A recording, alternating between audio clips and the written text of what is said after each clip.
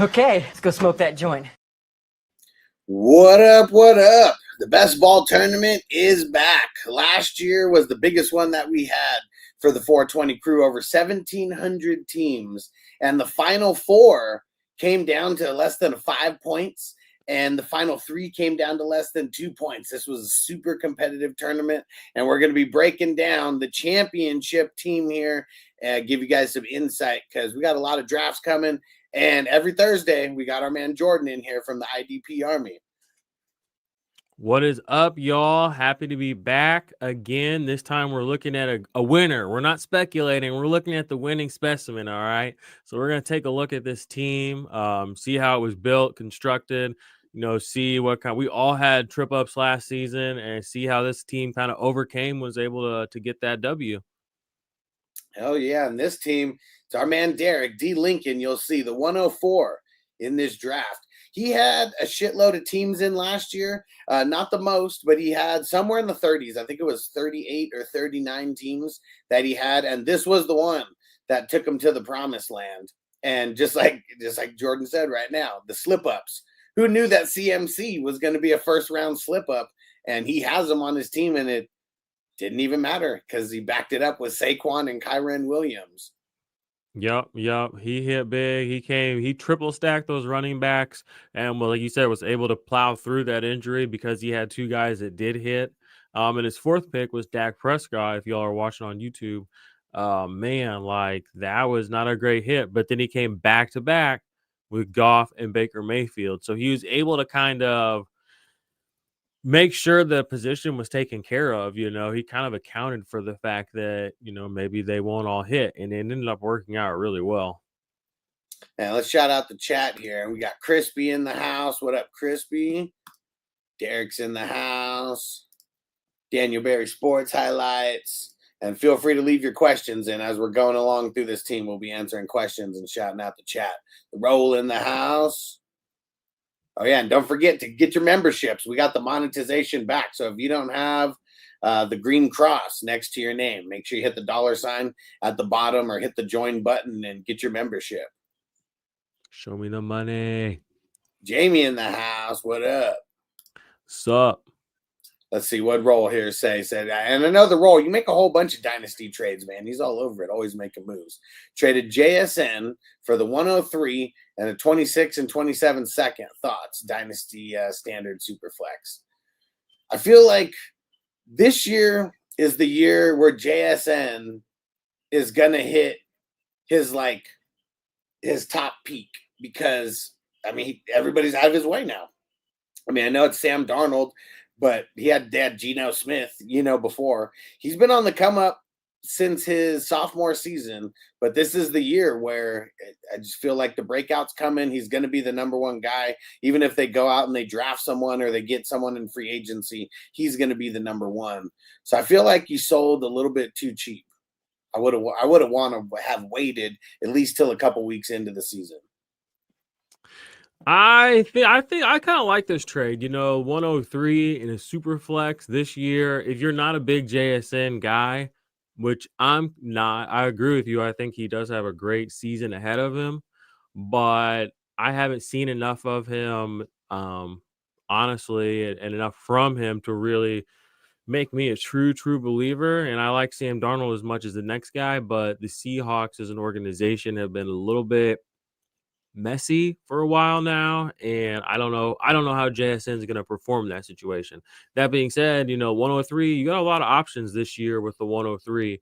So if you were a little skittish to get the 103 back and a 2 second round picks, I like that. But I am with you though. Like I do think it's a little more risky to get rid of him this year, but that's kind of the price you got to pay to to flip him now. Because what if he does just have a season? He might be Hollywood Brown, in a couple of seasons. So, and here's more context. They needed a running back, so they wanted to get one of the top 3 RBs in the class with the 103. I guess it depends on what you're doing, because I almost feel like instead of getting one of these rookie running backs, I would have wanted to trade JSN maybe straight up for a more solidified running back, maybe not someone super old, but JSN straight up for a running back. I feel like you could get a top 12 guy for JSN. I feel like I'd rather have a top 12 running back than the second or third best running back coming out this year. But who knows? Fair. Who knows what those second round picks turn into? But I just feel like JSN, his value's on the come up after no DK and no Lockett now. And darn, if nothing else, is a sidestep. He's not a downgrade. Agreed. Shout out to Johnny. What up, Johnny? What up? PB and waivers. What up? Laughing at the CMC pick. Yeah, it's crazy how we look back now, and it's like I think, where was he draft? We had a draft yesterday, and I think he went at the end of the second round, maybe beginning of the third round. And in Dynasty, I mean, man, he's going in like 60s and 70s. It's like it's nowhere close to where he was last year. That's wild. Yeah, the turnaround's been real. So it's like, I don't know, as long as he stays somewhat healthy and he lasts another year, like he's going to be good value, and someone might win a championship because of him. Yeah, I like him. I like him that late for sure. I would find a way to put him on my team. Yeah. And what up, TJ? What's going down, bro? Nerd alert. What up? What up? What up? Let's see. The role said I'm in love with this RB class. Well, yeah, I feel like this is like, I don't know if it's going to be like it's equivalent to like last year's QB class, but I feel like it's very, very similar because I don't know, the QB class is pretty whack this year. I mean, there's a couple good wide receivers, but it's not like super deep.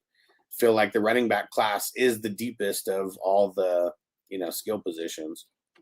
Yeah, well, with the 103 and a super flex, you're gonna get a top 2 back in this class. So if that's what you want to do, I'm for it. And I hate sometimes your team, you have to get rid of good players. Like I've got a couple of teams. Well, one in particular I know that's overloaded in Dynasty with good wide receivers.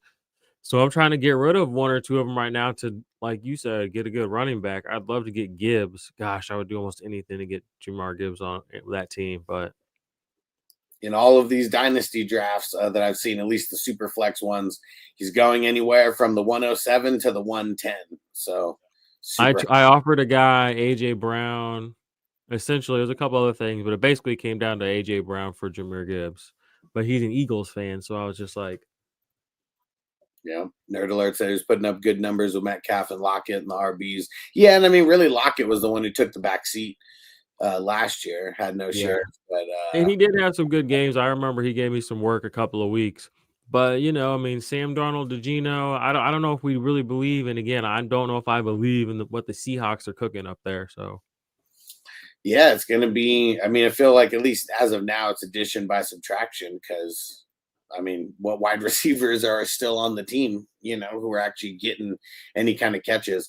But also Sam Darnold's not like he has rapport with any of them anyways. So, yeah, Fair. We'll see how it works out. So, yeah, Derek sews up with his first 6 picks, all his RBs and all of his QBs, and then goes 3 wide receivers in a row. Scary Terry, Amari Cooper, who ends up, doing nothing. Bust. Rice, who is off to a huge start and then gets hurt. So just right there, you just look at that out of like his top 9 picks. Very strategic. 3 running backs, 3 QBs, 3 wide receivers in a row. 4 were basically total bust. Yeah. Either injury or performance. Yeah, and that shows it's not about how you start, it's about how you finish. Because if you got injuries, if you have depth, you'll be able to cover those injuries. And we have 10 starters on offense, so who would have technically been his starters? Because Mayfield wouldn't have been a starter because you can only start 2 QBs. So Raheem Mostert and Chase Brown would have been the other starters here. And Mostert, he was whatever most of the time. He had a terrible season this year. Especially, it was really, really bad considering the year before he was like the RB2 or 3. Yeah. He had really 20-some, 21, 22 touchdowns. He went for over 1,000 yards, I think, on the ground. Like, he was eating. And then this year, they barely used him. It was wild. Robert in the house. What up, bro? And yeah, and as bad as Mostert did Chase Brown after the first couple weeks, he made up for everything bad that Mostert did because Chase Brown killed it. And yeah, I was super high on Chase Brown last year, and getting him in this range, as a double-digit guy or someone who you may have gotten even as your first like bench spot.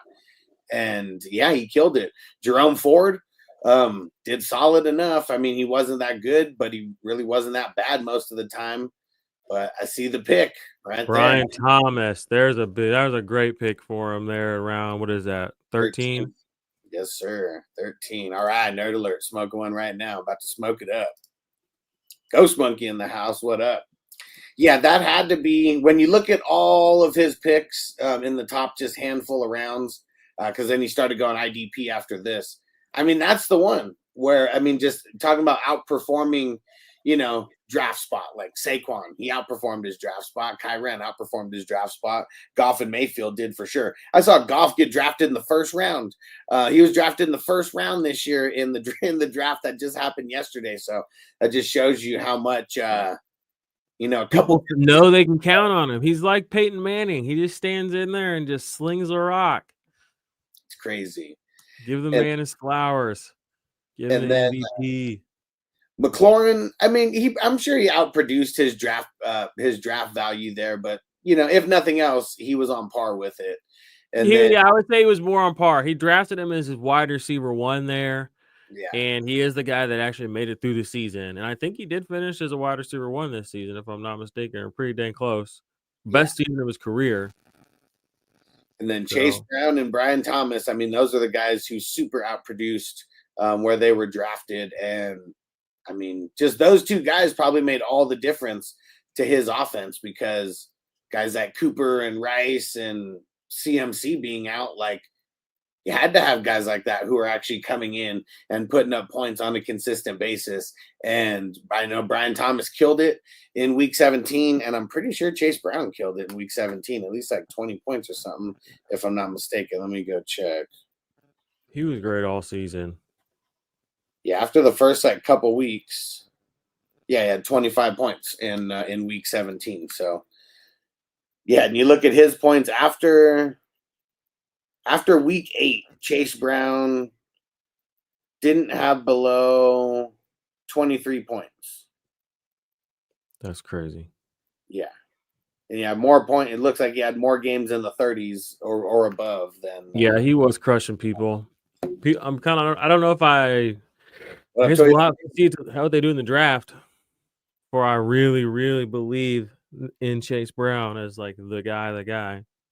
Yeah, I feel like they just have so many weaknesses now. I don't know. I mean, because now they went and got Samaji, and I mean, he's, going to be a third down guy, and he'll be a guy, catching it. But I bet they could get by without going and drafting a running back. You got so many other weaknesses that you got to sew up as far as, I mean, they probably have a few weak spots on the O-line.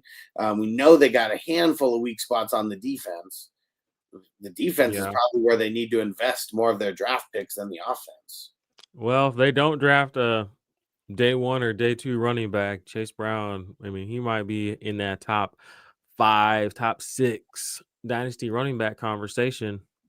And shit, he's based on the offense alone. I mean, we saw he was pretty talented last year, but a second year in the system, I mean, he should pop off. At least in these drafts where what I'm talking about, where I went through and I did the ADP and all that, like, I'm pretty sure he's being drafted as the RB1 right now. Like, it's back end RB1, but he's getting drafted around there. So a lot of people who think that he's keeping that job no matter what. Yeah. And Crispy said IDP wins championships. You're damn right. And yeah, let's talk about his IDP. So he started taking his IDP players in the 14th round, and he kind of went real heavy, sprinkled in Adam Thielen in the 17th, and then Mooney in 21. But other than that, he went really IDP heavy here, starting with Terrell Bernard. Then Jesse Bates, Levante David. I like that start. I mean, Levante David is tried and true. We talked about him the other day. Terrell Bernard, besides missing a couple of games, he was rock solid all season, almost all double-digit point games. Yeah, he had only 2 games under double digits all season, with some pretty good ceiling in there too. A 23-point game, 19-point game. So yeah, I mean, that's a great pick, just start right out the gate with your IDP. And to be able to get a guy like that who's basically an every week starter for you, potentially, Luvu, yeah, Bernard, yeah, he's probably one of your every week starters, pretty dang close to it when he was playing. This was a 5 IDP flex, right? Yep. Yeah, I mean, just knowing that you can lock him in for double digit points, that was a great first IDP pick, even that late, in the 14th round. Yeah, Jesse Bates, I mean, he didn't live up to what we thought he was going to be from last year, but it was still a solid enough pick since it's, just total points. Levante David, yeah, he killed it. Luvu killed it for him. Trenton Simpson, I mean, man, yeah, I wish he did better than what he did. And I'm curious to see if, like, I mean, I know they're not going to release him, but is he just going to be a guy who ends up as like a third stringer who ends up getting released last year because they had super high hopes for him and then he loses his starting job? Like, somewhere in the middle of the season. So he's someone who, yeah, I was high on, and yeah, we were just wrong about. He did not fit in well. Yeah. Khalil Mack, Derek fucking loves him. I said the guy's a bum. He did have a couple good games, and for a 20th round pick, I mean, he's all right. He's all right. Yeah, I mean, if you can get him in your starting lineup a couple of weeks out of the season, that's not a bad thing. But right after Darnell Mooney, though, Demario Davis, I mean, that's someone I'm sure who is in his lineup more often than not. Yeah. And then a couple of picks. Jonathan Grenard, we talked about him the other day. He was a top 15 defensive lineman. And then he got Caden Ellis. So he really got quite he got in there in the mix with some of these top players very late in the draft for IDP. So kudos to him on, doing his homework. And some of these names are not necessarily guys that a lot of people were salivating for. Yeah. Maybe still aren't, but they showed up to work and won him some money. And just not missing on the IDPs as well. Because, like, I mean, Bernard, he was a hit. Bates, like, even though he probably underperformed. He didn't sink the team. Yeah. Exactly. And then David, Luvu, all high. Yeah, I would say Bashman was probably Bashman and Simpson, not so great, but again, like not a big deal because you had other guys who were plugging right in there every single week. You only needed them for bye weeks or injuries just to get a non-zero, essentially. Yeah. Davis, Simpson, and Caden Ellis made up for Cashman for sure. I was going to say, I think Caden Ellis is the MVP pick here because he's on the 26th round. Got one of the best linebackers of the season, Yeah. So bookending those linebackers are in that middle section there with Bernard and then Ellis. Love that. What up, Robert?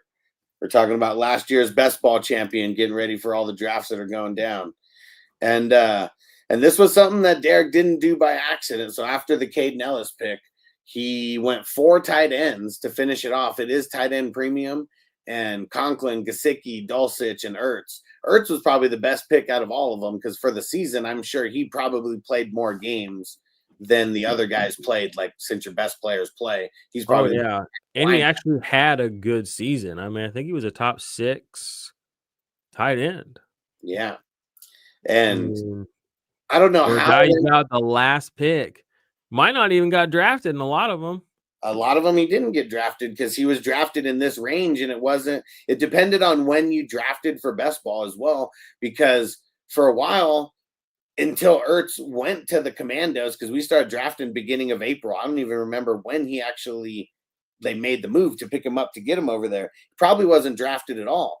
People were drafting the rookie Ben Sinoit or Sinat, whatever his name is. Yeah, and even then, I mean, I'm sure that Sanat was drafted. Yeah, I could see him up there. He's drafted in the 22nd round. And every time I would just be like, dang, like everyone really thinks Sanat's going to start over Ertz. And yeah, it just was not the case. And for some reason, the stars all aligned for these guys on week 17 because Conklin, Gesicki, and Ertz, I'm pretty sure all scored above 30 points. And those were like three flex spots for him that week. Tight end 7 with 180 points. Yep, Derek said I knew he wasn't starting over Ertz. Yeah, the very last pick of your draft, he got a locked and loaded. Woo! Yeah, he hit it out of the park with this one, and it shows. Yeah, and really, it was just you got to have your hits, but it's really like I mean, just like the way that you put it, guys who aren't sinking the ship, you know. And I mean, shit, he had, I mean, 4 guys in the top 9 rounds who potentially could have sank his ship, but didn't miss on any of the didn't miss on any IDPs that he drafted above round 18 or above. And then, then Trenton Simpson. But yeah, this was just overall just drafted well. And it's funny when you look at it and like, we don't know that CMC is going to get hurt, but he backed him up with 2 running backs that ended up staying healthy. Didn't know that Dak was going to get hurt, backed it up with 2 QBs that ended up staying healthy. Didn't know that Cooper was going to suck and Rice was going to suck, but backed it up with Thomas and Thielen, who were, I mean, Thomas was good just for a stretch and he didn't let up. Thielen was good enough to where even if he was your wide receiver too on a lot of random weeks, like, you know. Yeah, and like you said, Rice, I mean, yeah, he hurt you overall through the season, but those first handful of weeks, he was like a top 5. I think he was like wide receiver 3 right before he went out. And so, probably Mooney was probably, I mean, definitely, you know, him and Ertz, like I feel like those were the MVPs, 21st round pick. I don't even remember what wide receiver he was, but there was that stretch where it was just touchdown, and just 15 and 20-point games and just like solid floor. Oh yeah, those early Falcons games last year when it was like, wow, like Drake London and Kirk Cousins and they're winning and they're like 4-0 or something, and then they just started getting shafted. It started with the Chiefs game, and then it was just over. They went out so fast. They were hot, and then they were not. Look at this. Johnny said Bernard, Ellis, Cashman, Ertz were all starters on my undefeated dynasty team. And I mean, I'm sure Bernard wasn't a super late pick, but no one, I mean, we talked about Caden Ellis a lot last year, but people still didn't respect him like in the drafts. I mean, shit, just like this, like 26th round pick, you know, like talking getting up into the 50s of linebackers probably, and he's still on the board. And Ertz, like, yeah, depending on when you drafted, like even if you drafted late, everyone thought Sanat was going to be the guy. There was this the Pivot podcast with Ryan Clark and Fred Taylor and Channing. They had Zach Ertz on one of the pods, and it was funny because I got a couple clips and I uploaded it, and Johnny, he was like, this doesn't seem like someone who's like going to be a backup tight end, like the way that they would be talking. No, well, I just didn't understand why people were really out on him. I guess he was with the Cardinals, but the Cardinals were always a dumpster fire. Yeah. Like, and that was not his fault. Yeah. Robert says, which Carolina wide receivers are you targeting, if any? I'm not targeting any. Yeah, I don't think I'm going to be jumping out for Leggett or. I mean, if I'm getting him, it's just for the memes. Yeah, just to get in on the memes and the videos. This may be the year that we see Bryce Young take a little bit of a step up. I mean, now he's got a couple years under his belt, but I just it's the whole scheme that they got over there, and now I mean, shit. I mean, you go from Miles Sanders to Rico Dowdle, I guess, as a running back, so you got like no threat of like a running game and not enough good wide receivers to where you have to like double team any of them. So yeah, I'm just pretty out on Carolina altogether. Yeah, I'm out across the board on Carolina. Don't want it. Don't need it. Don't want to watch it. What about their IDP players? Because if they got bad offense, they're usually going to target some of their IDP guys. I can't even think of a single guy right now that I'm like would want to draft. Not a single one. Because here again, my theory is always this: if I have a player from that team, it's going to incentivize me to watch it. I don't want an incentive to watch the Carolina Panthers. I don't. I don't believe Bryce Young's going to be any good, so I don't want to waste my time. So not even a Josie Jewell or a newly added Rosenboom. I mean, if I have to have them, sure. If I'm in like an all IDP, I have a couple of all IDP dynasties, and sure, if I need some of those guys hanging around, yeah. But again, I'm not going out of my way to put them on my team in a draft or anything like that. I just have other guys that I'm more into. All right, Morig.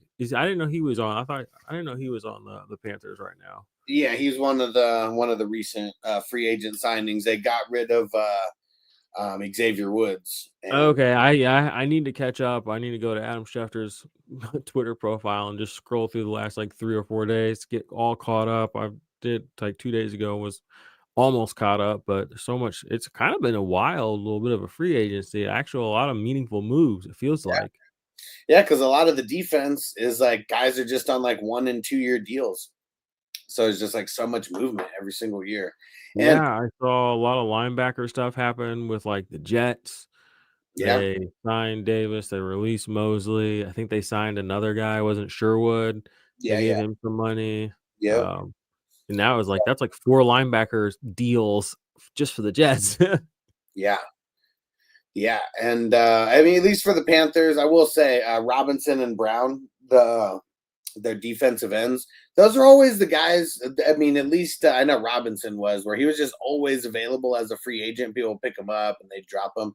He'd be someone during bye weeks who, depending on who they're playing, he's a good pickup. Yeah, Giants are curious to see if Derek Brown's good again. Yeah, we got to see how he comes back off the injury. I mean, was it ACL? I know it was something with like the knee, but I don't know exactly what it was. Crispy said, "Don't be treating my boy, my boy Chubbs like that." Oh yeah, Chuba. Yeah, I forgot Chuba is still there. It's because he's like, I don't even know if he can outperform the bad coaching. Is really what it is. Because we know he was a stud in college. We've seen, the flashes of him doing good, but their whole scheme is just fucked over there. Yeah. Again, it just can't feel good to play for that organization. Speaking of Leggett, he got drafted in the 15th round. Yeah, and look at that. You got, I mean, over Thielen, way above a guy like Mooney. Jacoby got drafted above Jacoby Myers. Got drafted above Judy. Jerry Judy.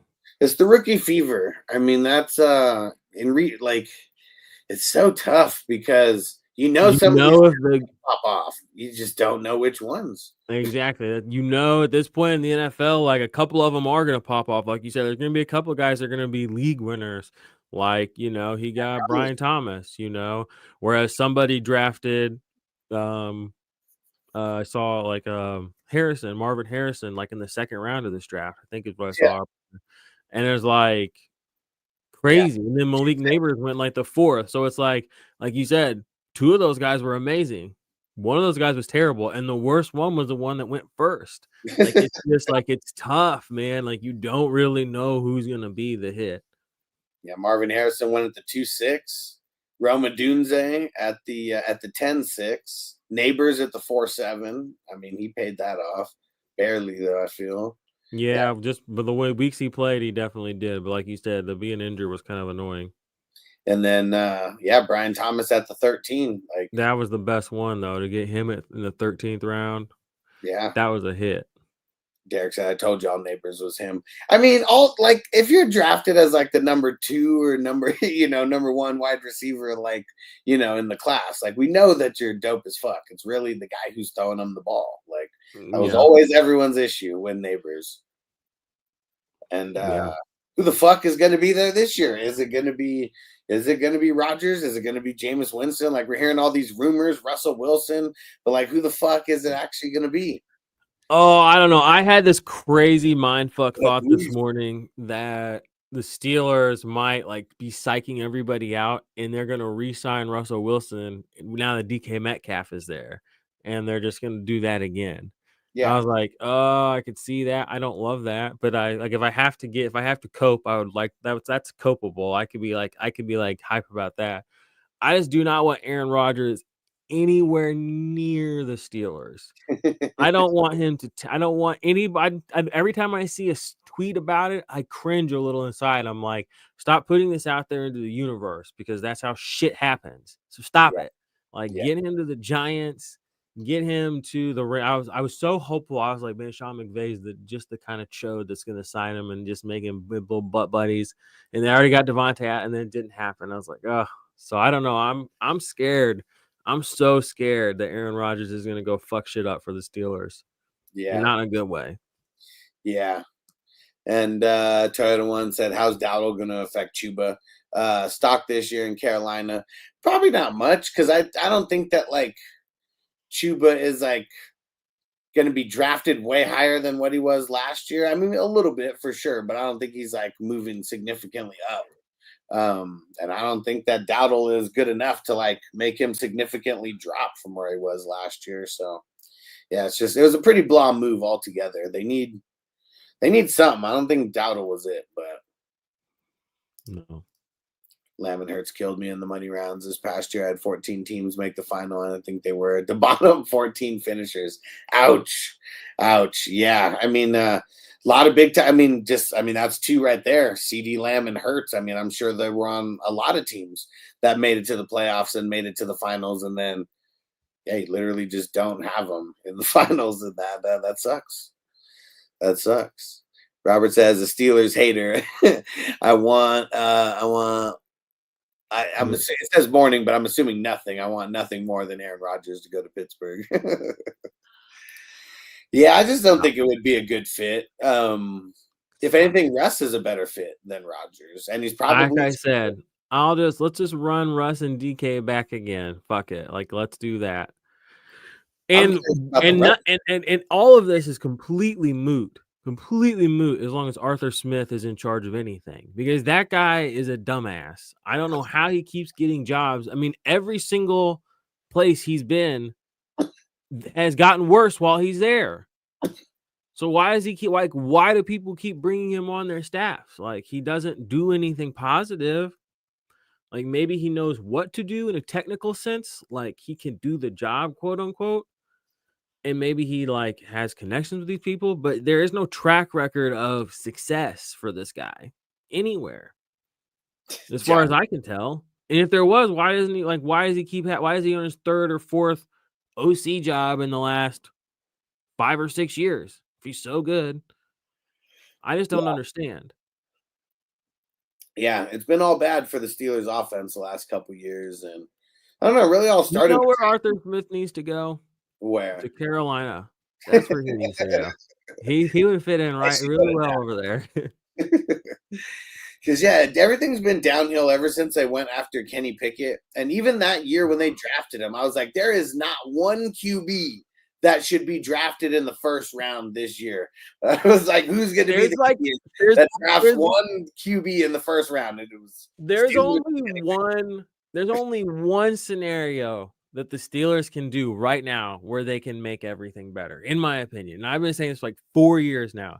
Just get Jameis Winston, okay? He's basically Big Ben. People like romanticize Big Ben like that motherfucker didn't throw 3 touchdowns or 3 interceptions a game. Like people like act like that didn't happen. Like he is Jameis Winston but white. Like they're literally like the same guy, okay? Like, and Jameis he'll turn Kenny Pickett or George Pickens, he'll turn it up. I mean, everyone's like, oh, George Pickens so good. George Pickens is an 850, 900-yard receiver every single year of his career with 3 touchdowns tacked on a season. That ain't it, okay? Like, that's okay. That ain't it. Put Jameis in there. Let's go. Like, let's get this guy 1,300 yards and 12 touchdowns. And let's get DK the exact same thing. I don't care if he throws 40 interceptions. Let's go. Robert said mediocre might gotta go. It's Pittsburgh gonna change. Dude. It's not Tomlinson though. Like, I mean, man, I don't think it's him. I think he keeps bringing these people around that are not like that are ruining him. And I'm like, you gotta stop fucking like associating with these bums like Arthur Smith and Ted Monken or whatever. And there was some other goofball there for like a year. And I don't know. And then he gets these shitbag quarterbacks to come in. So he gets the shittiest offensive coordinator he can find on the open market. He pairs him with the shittiest quarterback he can find, an offense. I don't know what you expect. I really don't. It's so depressing. As a Steelers fan, it's so depressing. But again, it's like Jameis Winston can fix the Steelers. I really believe that. And my final point here would be he should have never lost his job with the Bucks. Didn't he got in the playoffs that year when he was 30 for 30? They immediately get Tom Brady because that team was that good, and they go win a Super Bowl. Exact same team. Jameis was not that far off. Yeah, he threw a bunch of interceptions, whatever. Their defense wasn't quite that good that year before. All right.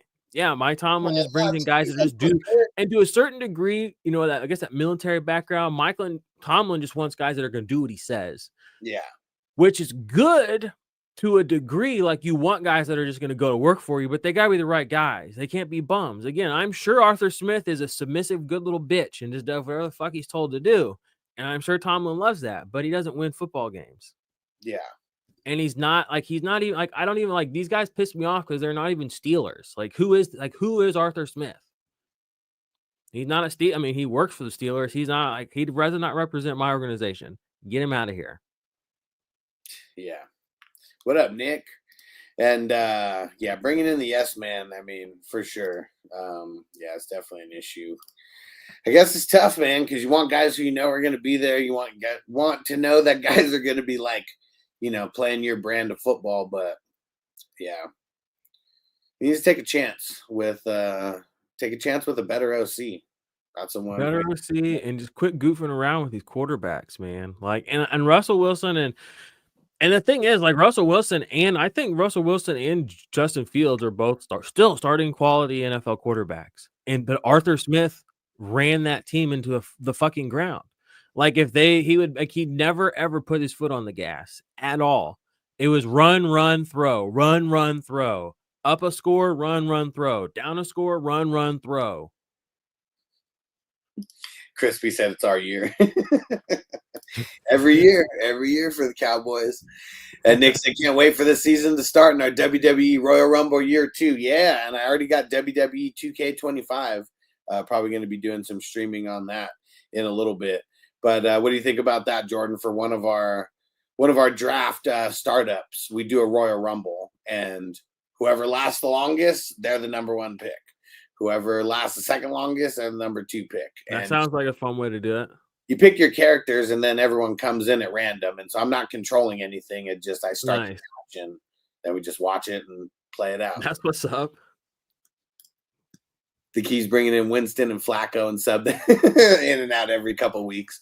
Yeah, I mean, Winston's going to take some big hits trying to throw those long balls. It's just inevitable. He's built like Big Ben. Winston can take a lot of hits. He took plenty, you know. He hasn't taken many the past few years, so he can handle a few. And I feel like getting Winston, it also adds to like your social media presence and just like everything like that in general. He's a Christian. He's all God this, love that, Steelers fan. As long as he wins, I mean, like, that's the kind of stuff that gets momentum built. You know what I mean? He's got the defense that can you know, kind of keep him solidified there too. And here's the thing that people discount about Winston. I just have to say this because I feel like you know, he has to come back and win almost every single game. Like, he almost never got to just go out and just like hand the ball off and win a football game. Like, this dude was literally like a raw nerve every single game he played the last like 2 years for the Bucks, because they were always down like 14 points because Todd Bowles was a fucking idiot and it just like could not get their defense figured out those first couple years, and they were always down. So that's why he threw interceptions, because he was going down the field. He had to take, you know, he had to score 3 times to, you know, just to get a lead. So he had, you know, in a quarter, and he still managed to take the team to the playoffs, and people just hated him. They just crucified the guy. And I'm like, dude's under absolute pressure. Like, there's nobody coming to save him. And he gets told to go. It's like getting told to like go like storm, like in World War I. Just imagine going over the trenches over and over and over. And you make it back. And you're like, we want another one. Are the reinforcements coming? Nope, son, you're going back tomorrow.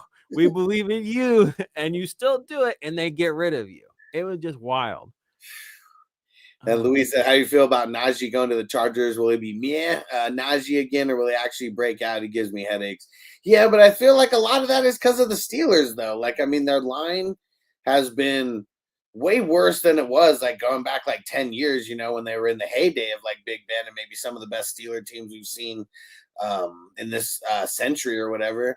But yeah, I mean, he always ran for 1,000 yards, but like 1,000 yards is kind of like nothing. Like, it's almost 8 yards a game if you average it out to the 17 games.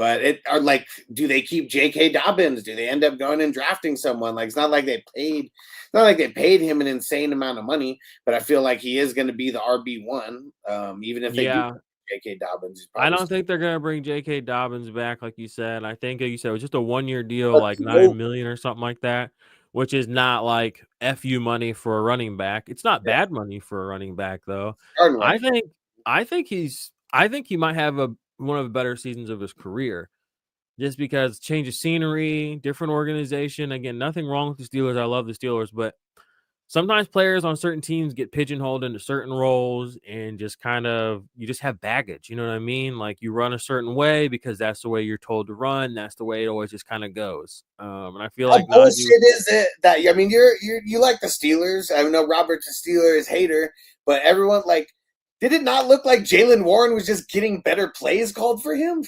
Dude, seriously, it would be like Najee would go out there and it would just be like run up the middle, and then it would be Jaylen Warren, and it would be like hit a gap, and then it'd be like, why can't he ever like get a gap run? Like, it's just always just bulldozer. And like you said, he always got the better fucking running plays.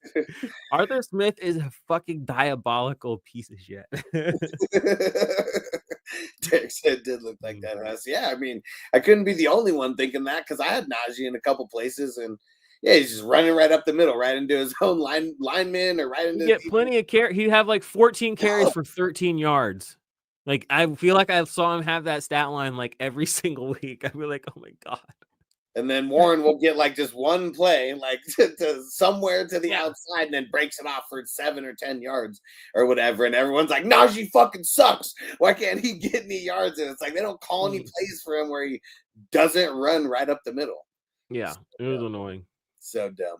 And Luis said, what do y'all think about BTJ's ADP with Christian Kirk gone and Ingram as well? I mean, we already know that BTJ is going to be the man over there, but now you got to get him as like his ultimate ceiling, and that part kind of sucks, especially in Dynasty. Like, you got to get him high as fuck. Yeah, he's going to be like a top 3, top 5 wide receiver off the board. Like, I wouldn't be surprised if he goes ahead of CeeDee Lamb, if he starts going ahead of A.J. Brown, if he starts going ahead of Amon-Ra St. Brown, guys like that who have just been locked into that top position for a while. I would not be shocked if BTJ buddies up there with, Jamar Chase and Justin Jefferson pretty quick. Yeah, and I still think that CeeDee Lamb, for the most part, will be gone higher than him. But, man, I mean, it's right there. Like that's the caliber that he's in now. It's crazy. Yeah. And he did it in one season, but I mean, he earned it. Like, it was every single week, and it wasn't like little death by 1,000 cuts. Like, they were like highlight reel plays. You were like, oh damn. Yeah. Like, every single week it was like, oh damn. Yeah. Both of the dynasty leagues that I drafted, I ended up with Trevor on those teams. And really the reason why I'm not giving up on Trevor is because of a guy like BTJ. He did get hurt last year, and he's had, a lot of games where he's looked like he sucked. But I feel like he's just got to outproduce the shitty play calling that he's been dealt, the shitty coaches that he's been dealt. But they gave him all that money, so he's going to be there either way. Things could be worse. You could be broke. Yeah. Louis said, holy shit, BTJ amongst these type of receivers is a fire ass take. I mean, that's where he's getting drafted. So it's already happening, bro. Yeah, that's where you got to get him. And I mean, we're talking dynasty right now, but when it gets to redraft, people are only going to be more hyped on a guy like BTJ. Like, he's not going, I don't care what draft you're in, he's not going anywhere less than the last pick in the second round. And that would be maybe like an 8-teamer or a 10-teamer, but you get into some of these 12-teamers, like, he's going to be a back-end first-round guy, maybe someone who gets drafted at the 12th or 13th pick by like the guy who has the bookend picks. Yeah, and I think he's going to be worth that, especially in Dynasty. Like, Neighbors, like, those guys are hot. They're 1 year deep, and they've already gone out and put up a top 10 season just like that. Yeah. And yeah, Crispy said, which is dumb because Najee on the outside is a beast. Yeah, and we're just like normal people. Like, maybe we watch football more than the average person. We're just normal people compared to these fucking offensive coordinators. How do they not It's like they can't see the forest through the trees. Like they're so fucking, they got these blinders on and these specific plays, and they don't evolve like based on what the players are doing. And for as Nope. much And money a as lot. they're getting paid, I don't understand it. Yep, a lot of coaches will just look at a player and they'll just that's it. Like these are you just won't get these plays. Like Najee just does not get like when these plays are called, he won't be in there. And it sucks. Like, but that's really how it happens. And if you're the guy who makes the call, it doesn't matter if everybody else sees it. If you're the one who makes it the play, and you're the one who gets that final call, that's how it happens. That happens at all levels of coaching, unfortunately, not just NFL. I mean, all the way down high school. I mean, college, you see it, like players being misused because somebody, like you said, has some philosophy or some idea that it's going to finally, this is the way I do it. This is the way it needs to be done. And it's just dogmatic, it's not adaptable. It's not flexible. It's not evolving with what's happening right now. Like, sure, that was great in the meeting. Something's happened here. Like, it's not working. So what do we do now? We don't have a contingency. We're just going to keep doing it. We're just going to keep running it, boys. That's not. That's why I think Harbaugh is one of the best coaches, and John Harbaugh, not Jim, because most coaches, I mean, they're trying to make a player adapt to whatever they do. And like you going from Joe Flacco to Lamar Jackson and like completely changing like everything about the offense to adapt around Lamar. I mean, that's good coaching, like you said. Not too many coaches do that. Yeah. I mean, I feel like that's kind of what's happened with the Chiefs this year too, is like they were able to just still be good even though they weren't really good. You know what I mean? Yeah. Because they played to the strengths of the That's guys fun. that they had. They just did. They felt like those old Bill Belichick, Tom Brady teams where we're just going to win. Okay. We don't care what you think. It doesn't matter. The end of this game, we're going to have like 45 points. You're not going to know where it came from. We won't know where it came from. There's a lot We're of just gonna teams win. they could have beat in the NFC and the AFC, if it was like just anybody in the Super Bowl. But yeah, they went against the Eagles, and the Eagles just had their number. Yeah. Oh, I'm a Chiefs fan. I mean, I'm wearing my Mahomes jersey today, but gosh, it felt good to see them get their asses whooped by the Eagles. They were Because coasting. I'm a purist, I just didn't think they deserved to win, period. I didn't even think they deserved to be there, honestly. So I was like, please just don't win. Like, it would be cool for your legacy. But no, like this team, it just feels like a farce. I just don't want any part of it. I've been a part of too many Super Bowls that were farces. I don't need another one. Baltimore was better than the Bills. I mean, Bills had some injuries and all that. And I can't believe that Mark Andrews, like his couple drops throughout the game and the drop on the 2-point conversion or whatever that was, that would have tied the game. I think it might have been different if the Ravens would have faced them. But yeah, shoulda, coulda.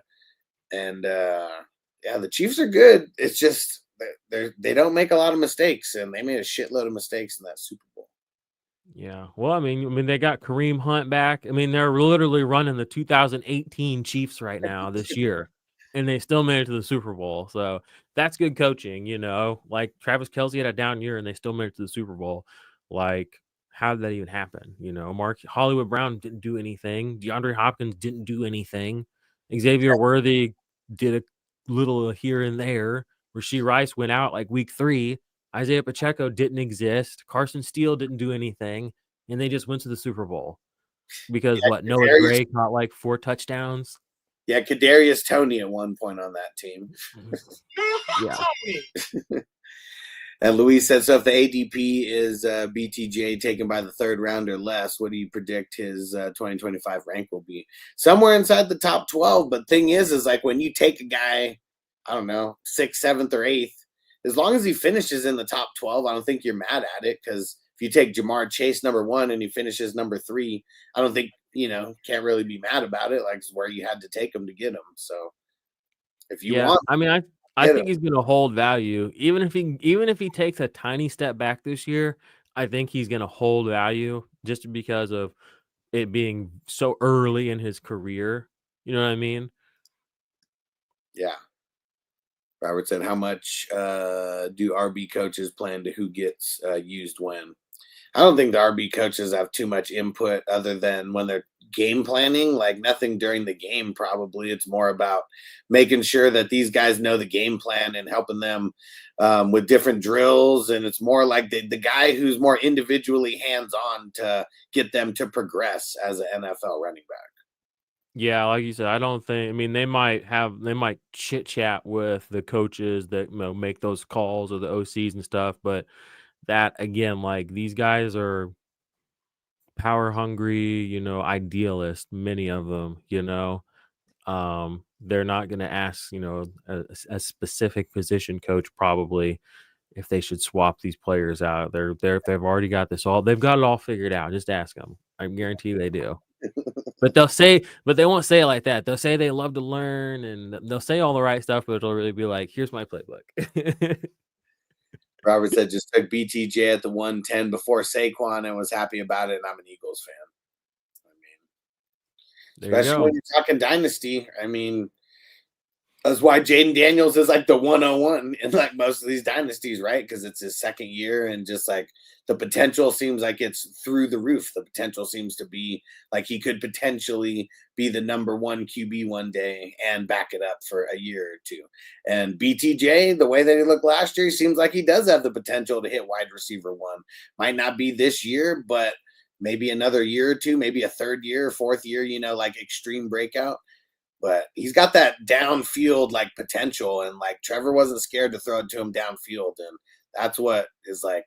That's why everyone's excited, man. Like we want to see like 40-yard plus touchdowns of this motherfucker, and them just taking shots like that. Like they totally can. What up, Marty? Yeah, and like you said, that's what he did, and that's why I mentioned him with Chase and Justin Jefferson. I mean, they kind of did this. I mean, like their rookie seasons are not dissimilar. I mean, like you said, big plays down the field, multi-touchdown games, lots of targets, but also lots of receptions. Not like catching 50% of their passes. Like these guys are like already the engine. You know what I mean? Not like George Pickens style games and numbers and seasons. Way beyond that. Yeah. So I like him. I feel lucky because the last 2 years in one of my dynasty leagues, I've finished pretty high. I haven't won. I lost championship 2 years ago, so I had like the 111, and then last year I had like the 110 or something like that. But I drafted Rashee Rice at the end of the first round 2 years ago. I drafted Brian Thompson Jr. at the end of the first round last year, and my wide receivers are starting to age out because I have Mike Evans, I have Stephon Diggs. Those have been like my main guys for the last couple of years. So I'm fucking pumped. Like I don't have to go figure it out. Like I'm set right now, and it's just because those late, first round picks have worked out for me. I didn't, and they weren't the top guys in their class, but they're panning out. So I like late first round picks. They've treated me well. Yeah, last year in one of the startups, we draft our rookie picks because we did it so early, where you do like the draft the kickers, and that represents the rookie picks. And I had like the 106, the 19 or 110, and then like the 21 or the 22. And I drafted Knicks, Brian Thomas, and Lad McConkey with all of those. And like, man, just championship, and then feel so good about that moving forward. Yeah, Bo Nix, for real. Like, I wished I would have got on him. I don't have him anywhere. I have Jaden Daniels in one league, which I'm very happy about.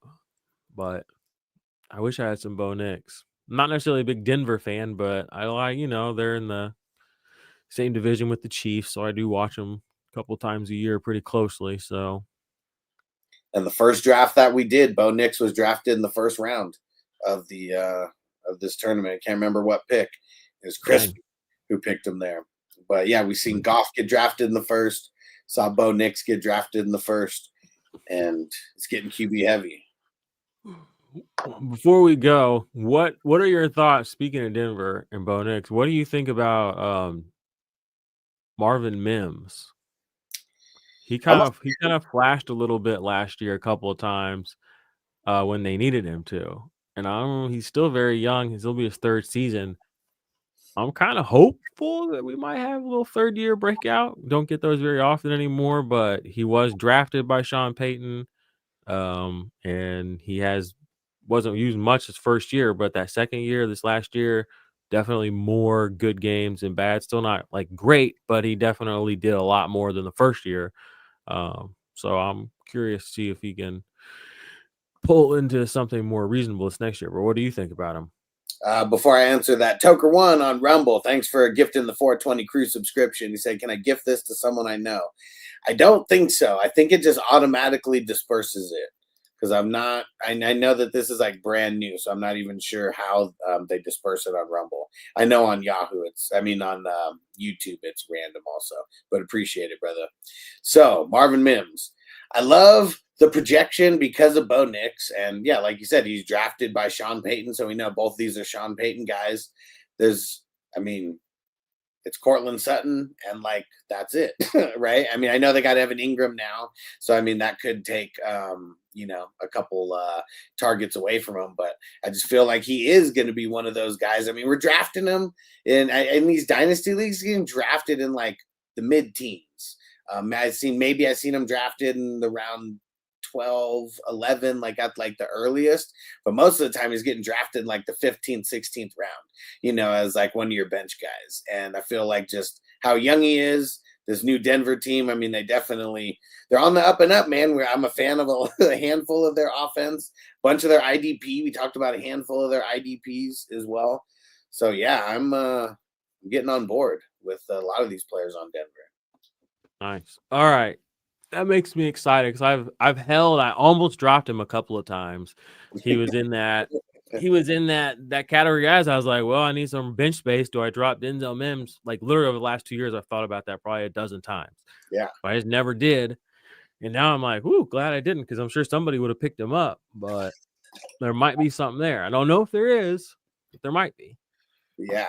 And Marty said, what do you think about Jake Bobo? Oh, yeah, he's the other Seahawk guy, right? Yeah. I don't know. I'm not. He seems like I'm next not prepared man up. to answer that question. He seems like next man up right now because of no Lockett and no DK. So like by default, he automatically like jumped up a couple slots there, on the depth chart just because of them like going. Yeah. He's not even someone who, other than, picking up off the waiver wire, he might be a waiver wire guy in some of these leagues because they're probably going to draft someone. I don't know if they're going to get a free agent, but they're probably going to use one of their, and maybe it's an early second round pick or their first second round pick or whatever. That's probably until we see the draft fully complete for the Seahawks, I'm not like buying into Jake Bobo season. No, sorry, just not there yet. I've had DK Metcalf on one of my dynasty teams for like 5 years, and I can barely buy into DK Metcalf season. Like he's like a flex guy, and half the time it's like, I don't know if I believe Jake Bobo is gonna be that guy. Maybe, but Will said Mims, Shaheed, or Leggett. If I'm picking one, probably Shaheed. Yeah, it's probably Shaheed. I mean, as long as Carr's there, like, man, they were just on like such a hot streak until he got hurt. But yeah, Mims would probably be the third guy out of these three. If I'm just talking about like who I would draft first, but see, I Mims might has go less value though, because you don't have to draft him higher than Leggett. I get that's what I'm thinking of it now. Yeah, I feel you. Would I draft higher? It'd be Shaheed, Leggett, Mims in that order. But I feel I wouldn't pay up for Leggett. Yeah, well, I was gonna say I go back to our previous conversation about the Panthers where he's just not on my board like Leggett. Yeah. Even and that's saying something with that grouping right there. I don't know what that says about me, but that's just my bias. I don't want to have to be forced to watch a team with a bunch of booty ass players doing booty ass stuff. Crispy said I got graded an F for that Bo pick. You just didn't have to pick him that early. That's what it was. Maybe you did. I don't know. Like it's the first draft that we did in as far as redraft goes. But yeah, you got him in the first round. I think he was picked above Jared Goff. And I think one pick above Jared Goff. That was like the next pick, which also threw me for a loop because Jared Goff, like 4th, 5th, 6th round guy in all of these leagues last year, pretty much. Maybe a 3rd round guy if it was like a crazy QB draft. But first round. Dude, the market's not lying. People are noticing. Like, he was a beast last year. Like, especially in a world where there's all these running quarterbacks running around. Yeah. Like, to get a guy who can just stand there and throw for like 500 yards. Yeah. There's not. I mean, Kirk Cousins used to be that guy. Kirk Cousins is basically 1 foot in the grave. You know, I mean, those guys just don't exist anymore. They got Jameis Winston fucking caged and neutered somewhere, unfortunately. Gosh, we've missed like half a decade of like some of the best football God ever intended to be played. Oh man, yeah, and then you got Amon-Ra, and you still got Laporta, and you got Gibbs. I mean, how could you not like Jared Goff? I mean, I think it was just so many years of him being on the Rams. It took a while for people to like. Maybe people just don't even remember that he was a Ram at this point. Well, like, he was good on the Rams too. People just remember when everybody was just like to Sean McVay. Yeah. Anything Sean McVay says is good. It was like after they lost though, that like it they still went, and they went to the Super Bowl.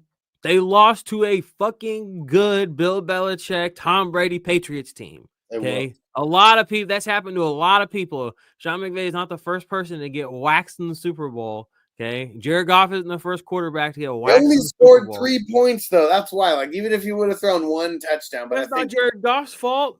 Sean McVay even said afterwards, like, I was a little intimidated, blah, blah, but that got buried quick. And it was like, Jared Goff's trash. And I'm like, he just, I mean, okay, like, whatever. And they went and got Stafford. I mean, the difference between Stafford and Goff were nothing. Like, I fully believe they would have just won the Super Bowl that next year with Goff. They just kept him. Like, he's been better than Stafford, in my opinion, since he left. So it's like they just wanted to do something different. I don't know. They had to blame somebody, and he was just the guy to blame. Isn't he the one who banged McVay's wife? Wasn't that like one of the conspiracy theories about that? Oh, I didn't know that. That doesn't sound out of the question. I think that was one of the conspiracy theories. That Jared Goff was dipping his finger in the cookie jar, and Sean McVay didn't like it. Yeah, well, Sean McVay's probably 5'4", so who cares what he thinks? Toker One, appreciate you, bro. Said gonna send him some money on Cash App. He's gonna get connected up with us. I appreciate you, man. Yeah, we got to get the Rumble.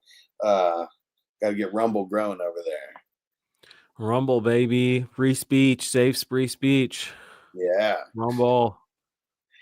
All right, one more bowl, then we're gonna get out of here. And so, what do you got going on, Jordan? Let everybody know. Man, okay, so I'm getting, like I said this last few weeks, I mean, I haven't put out any new podcast or videos in a while, but I'm just getting everything straightened out to do my IDP rankings, just going to do my, defensive backs, defensive line, and the linebackers, put those out for this year, kind of back up why I think that and whatnot, what have you. And yeah, and then just kind of cover things, that the free agency is kind of done and we're just waiting for the draft, and then everything will kind of be settled. So just commentating, getting back in the content game a little bit.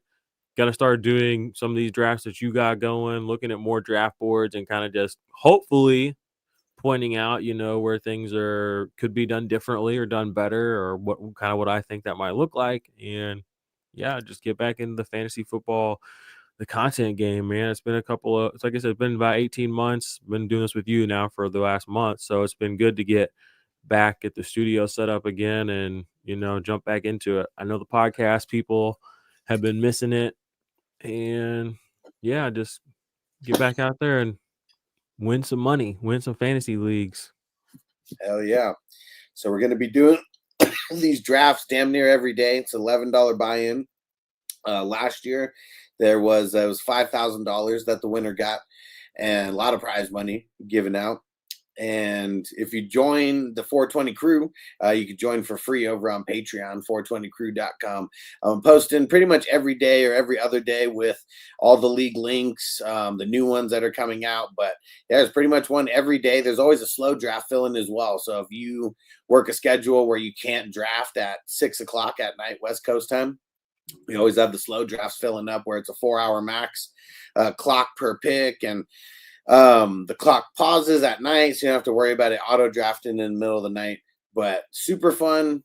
We're going to be drafting shit, first draft was yesterday. We're gonna be drafting all the way through the first Thursday game. We had 4 drafts on opening day last year because so many people wanted to jump in. So we're going to be doing it. So jump in, go to 420crew.com. You can go get signed up for free. Go join as a paid member. There's more info coming for paid members than for free members as far as like information goes, like the ADP. Like it took me a while to put together all these ADPs. Like we've done it for 12 dynasty leagues so far. But if you want to get a good handle on where some of these guys are being drafted in the top 10 rounds, go check it out on Patreon. And yeah, Toker1 said, take a toke for the 2 of you. Appreciate you, brother. Thanks for the super chat. And Toyota1 said, till next time, crew. Appreciate you guys. And we'll be back next Thursday. And I'll probably be back for tomorrow's draft as well. That is the Breaking Bad division. Tonight's division already filled up. And that's going to start drafting here in about 40 minutes. So if you guys are in that draft, go get over there. All right. Peace out, everybody. Later.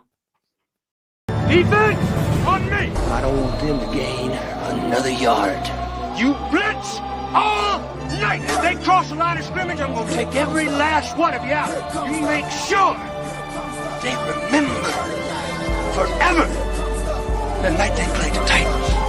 Here comes the, here comes the, here comes the, here comes the, here comes the.